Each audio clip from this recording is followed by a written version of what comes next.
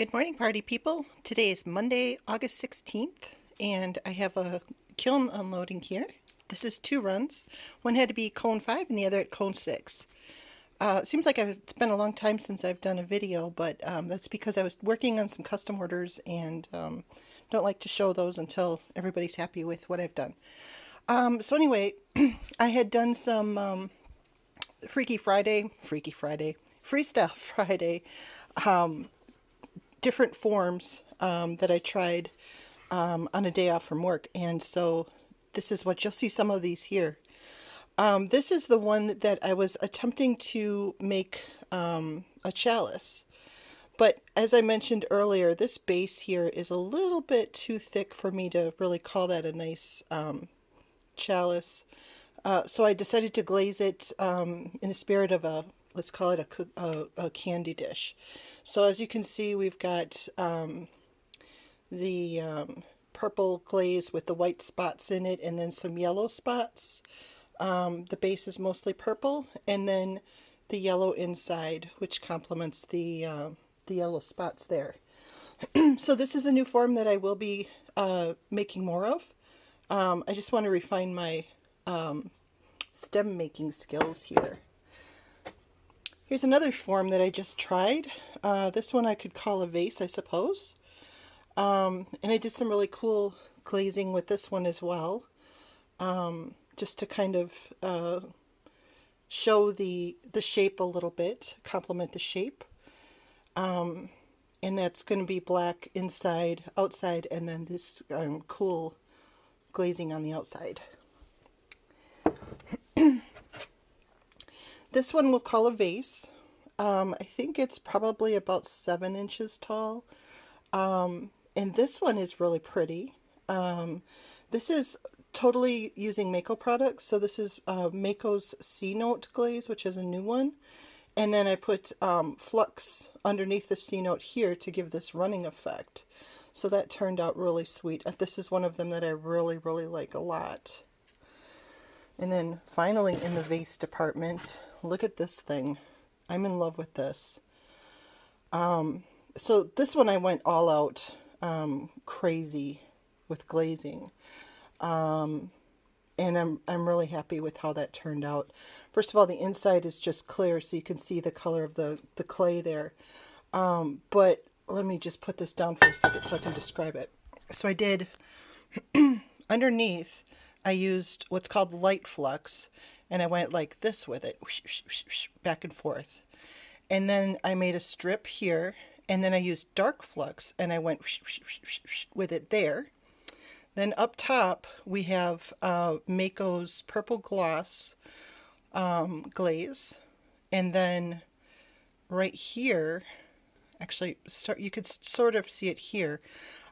This is the Mako's Lavender Mist. And then finally is the green gloss. And then that white spot there is Amico's Snow. So I wanted to have a little transition there. But that flux, holy moly, look at how cool there's like texture. It's not texture you can feel, it's texture you can see in that purple gloss from reacting to the light flux. It's so cool. And then this part here, ooh, I love that.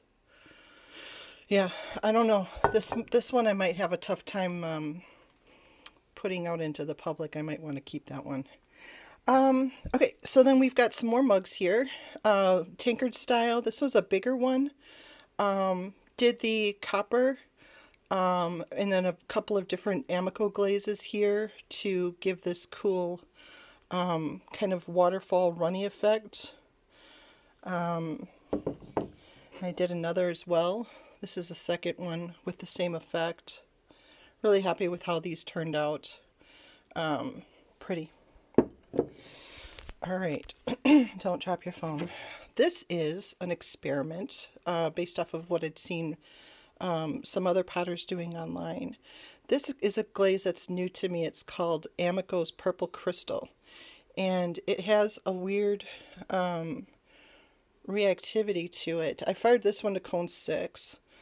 So if you do cone 5, it comes out matte. But when you do cone 6, then you start to get these what they call crystals, I suppose. And so you can see that there's a little bit of a matte finish still on the purple part. But then on top is the copper. And then this is where the copper reacts with the purple. And it turned out super cool.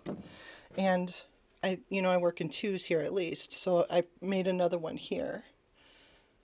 Really turned out cool. Glad I tried that glaze. I was in the store reading the label and almost put it back on the shelf because it said it was matte. And I didn't want that. So anyway, here's another effect on a nice mug. So the base is black, and then some Amico glazes reacting with each other to create this interesting effect.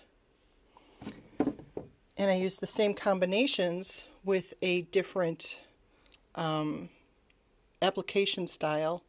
So the black and then the two glazes reacting with each other here. These are really pretty. It was actually that one, these. I just, after I opened the kiln yesterday, I was just like, I gotta make more pottery. All right, so as you can see, these are the purple mugs that are going to go to Reina Bobanas. We had sent out some Palmyra mugs, and the Eagle people wanted some Eagle mugs. So here we are. We made 3 of those. Eagle, eagle, eagle. Not bad. And then I had done a custom mug for one of Raina's customers who wanted a raven mug. And I think she showed it to some people. And then they wanted more. So here is the raven mug. So there's some ravens flying around and landing in trees. And then this guy's just ready to caw-caw. There's 3 of those. The inside is black. Cool. Heard from Vintage Grounds that we needed to do another restock, so I fired some of these. Did an orange. Did 2 orange. This one's in the, this is Coyote's Leopardo, I believe. And that's really cool. It kind of looks like a cookie. Like that a lot. And I had some of the tankard styles ready for glazing, so I put those. I usually send the Cozy Cuddle mug out to Vintage Grounds, but I decided to put her logo on 2 of the tankard style mugs. This one turned out so cool. Look at this. This is Mako's something denim.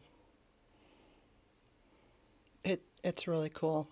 I think it's so cool on the speckled clay. I think I'm going to be using that a lot more.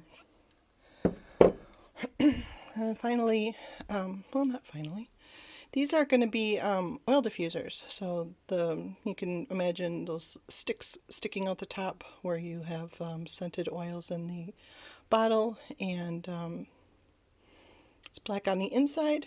These were a request. And so there was a request for 2, and so I made 2, but I glazed them differently. This one is using the Texas 2-step application. So as you can see, those speckle up a little bit. This is on white clay, so those speckle up a little bit, and I used multiple colors to kind of do some cool stuff with that glaze. I like it. And then finally, I've got some red bowls and speckled clay. There's 3 of those here.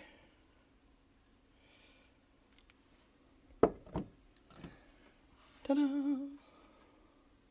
So that's quite a few pieces. Let's see, what did I want to say? Oh, so obviously Vintage Grounds mugs are going to Vintage Grounds. These 2 rows are going to be going out to Reina Bobanas. Along with some Calm Your Tits mugs that have been waiting for me to finish these. These remaining pieces, I am going to figure out shortly which store they're going to go to. I haven't quite decided yet. But what I wanted to say about that is, please don't forget, we do shipping, we do custom orders. In fact, that's why I haven't been around very much, because I just finished up a large custom order. Do custom requests. And then naturally, if you're local to me and you want to pick one of these up before I decide what store they go into, you could certainly contact me, and we can arrange to sell you some pottery without shipping or having to go to a store. So, like I said, I'm going to figure out where these are going in the coming days. I still have some processing to do. On these pieces, I always sand the bottoms. I think I've mentioned that before. The places where the piece touches your table, I want that to be really, really smooth so we don't have any scratching or anything else. And then, so that takes a little while. I sand everything out, which makes them really grimy. Then I do the dishes. The first wash is on me. And then finally, put price tags on them and add them to the inventory and all that other good stuff before I'm ready to start sending them to their future homes. So that's what's going on here. Like I said yesterday, as soon as I saw these pieces coming out, especially these vases, I just got inspired to just go throw more pottery. So that's what I've been doing. I've made some more vases. I've made some cool funky forms for mugs that I don't want to show you right now because I would have to take all that stuff apart.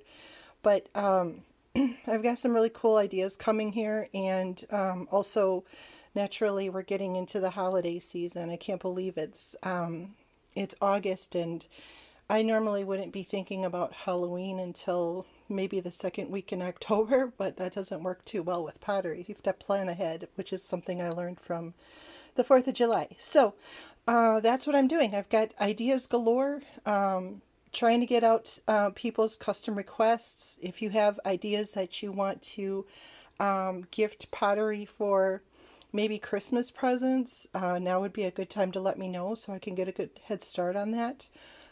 In fact, I'm working on some Christmas presents now. And so that's that. Thank you for watching, and have yourself a great Monday.